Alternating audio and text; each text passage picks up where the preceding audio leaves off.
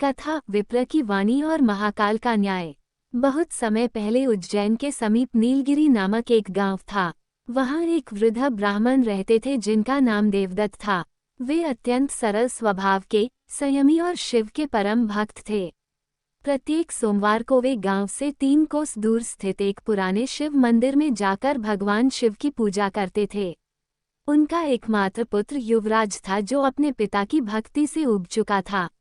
वह आधुनिक विचारों का था और उसे लगता था कि यह पूजा पाठ केवल समय की बर्बादी है। एक दिन युवराज ने अपने पिता से कहा, पिताजी, आप इतने वर्षों से जंगल में जाकर शिव की पूजा करते हैं, मगर आज तक क्या लाभ हुआ? क्या शिव ने आपको धन दिया या कोई वरदान दिया?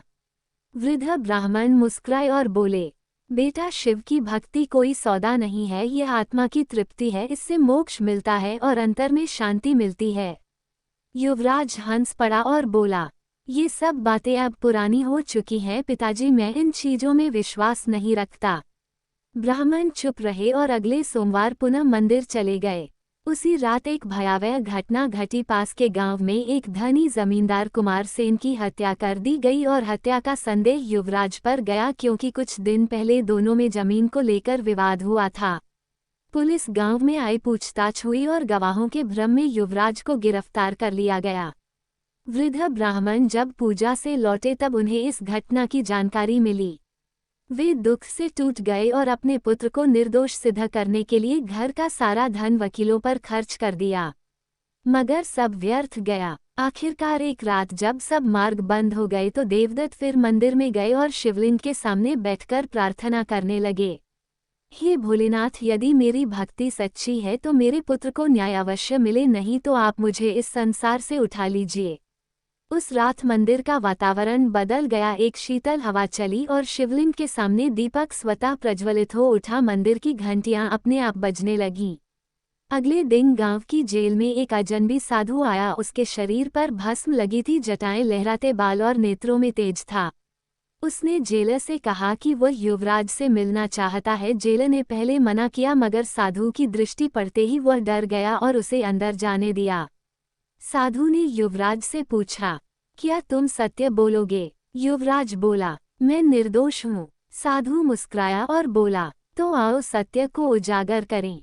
गांव के चौक में भीड़ जमा हुई। साधु ने सबके सामने कहा, यदि युवराज दोषी है तो अग्नि उसे भस्म कर देगी, यदि निर्दोष है तो अग्नि उसका स्पर्श भी नहीं करेगी। गांव के लोग चौंक गए, लेकिन वृद्ध देवदत्त ने हाथ जोड़ लिए। युवराज को अग्निकुंड के समीप खड़ा किया गया। अग्नि जल उठी, लपटे उठी, मगर जैसे ही वह युवराज के समीप पहुंची ठंडी हो गई। सभी दंग रह गए। साधु ने कहा, असली अपराधी अभी भी जीवित है जिसने धन के लोभ में हत्या करवाई। साधु जंगल की ओर मुड़ा और जोर से बोला, रघुनंदन, बाहर आओ। भीड़ में खड़ा एक अमीर व्यापारी कांपते हुए सामने आया। वह कई वर्षों से जमींदार की जमीन पर कब्जा करना चाहता था। उसने डरते हुए सब कबूल कर लिया कि उसी ने हत्या करवाई थी। युवराज मुक्त कर दिया गया और रघुनंदन को दंड मिला। जब सब कुछ शांत हुआ तब ब्राह्मण मंदिर में गए और बोले, प्रभु, क्या आप ही साधु के रूप में आए थे? मंदिर में मौन था, मगर एक स्वर उनके अंतर्मन में गूंजा, जहाँ सच्ची भक्ति होती है वहाँ महाकाल स्वयं न्याय करते हैं। वृद्ध ब्राह्मण की आंखों से अश्रु बह निकले और उसी रात उन्होंने समाधि ले ली। उनका पुत्र युवराज, जो पहले भक्ति से विमुख था, अब हर सोमवार मंदिर जाकर पूजा करता और अपने पिता के स्थान पर दीपक जलाता। वह जीवन भर भक्ति के पथ पर चला और महाकाल के न्याय को कभी नहीं भूला। योजक चिन्ह, योजक चिन्ह, योजक चिन्ह। कहानी का संदेश, शिव केवल आडंबर नहीं देखते, वे हृदय की सच्चाई और भक्ति को समझते हैं। जब संसार में न्याय नहीं होता तब महाकाल स्वयं अवतार लेकर न्याय करते हैं।